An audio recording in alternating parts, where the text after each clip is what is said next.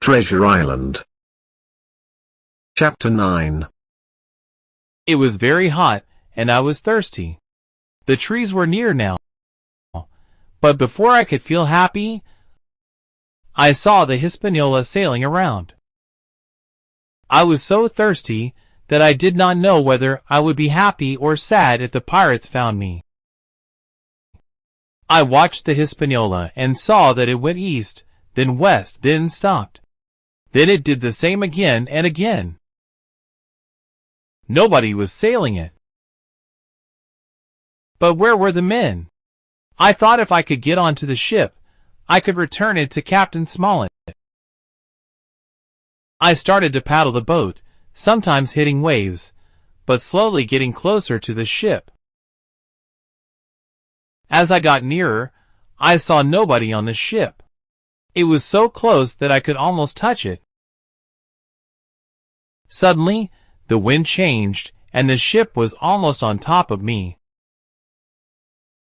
I held onto a rope at the side of the ship just before it hit my little boat, which went under the waves. So, I found myself on the Hispaniola, with no other boat to save me. I climbed up onto the deck, which seemed empty. The wind blew and the sails moved to the right, and then I saw them, Hans and the man he was fighting.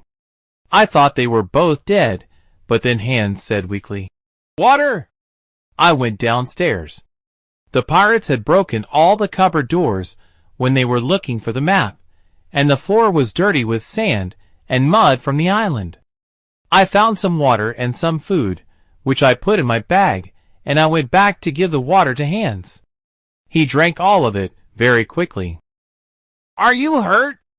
I asked him. "With a doctor, I'll be fine," he said. "And where have you been?" "Well, I've decided to take the ship, so you must now call me captain," I said. He looked at me angrily, but he also looked very ill. "Also, Mr. Hans, we can't have this flag on the ship," I said, and then I went to take down the black pirate flag. Hans looked at me, and then said, "You'll want to go to the island. Won't you, Captain Hawkins?" "Let's talk." "That's a good idea," I agreed. "I don't think you can sail this ship," Hans said. "So if you give me food and drink and help me with my wound, I'll help you." "Okay," I said. "But I'm not going back to where the ship was before. We're going to the north of the island." "The north?" he asked. "Of course, I'll sail the ship wherever you want to go." So, I agreed to help him.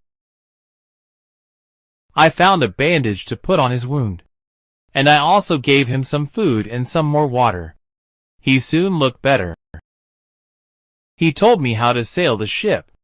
It moved quickly along the coast of Treasure Island, and soon we could see the rocky north of the island. I felt good. I had water and food. The only thing that worried me was Hans. He looked at me all the time, and I knew that he was planning something.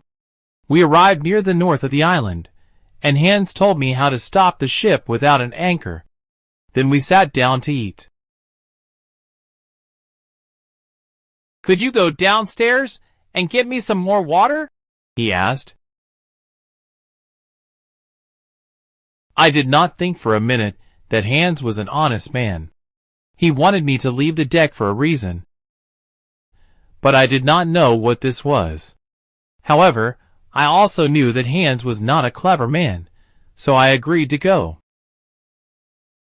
I went downstairs, made a lot of noise, then took off my shoes and went quietly to another part of the ship where I could see him.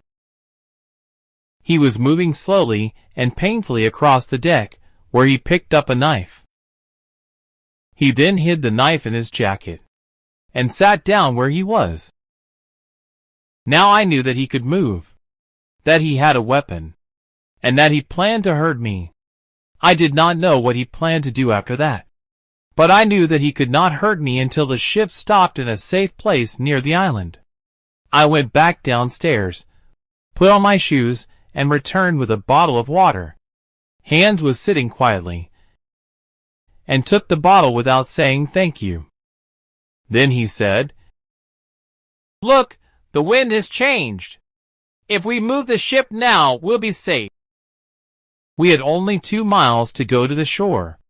It was difficult to get to the correct place on the coast, but Hans told me what to do. This part of the island was full of trees, and we could see the wreck of an old ship lying on a flat beach. "We can stop there on the beach," said Hans. I steered the ship slowly onto the beach, where it stopped with a low noise. I was so excited to arrive back at the island that I forgot to watch Hans. I suddenly turned round, and there he was, standing with a knife in his hand.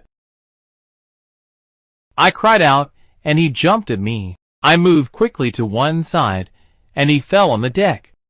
Before he could stand up again, I took a gun from my jacket. However, the gun was wet from my journey, and it did not work.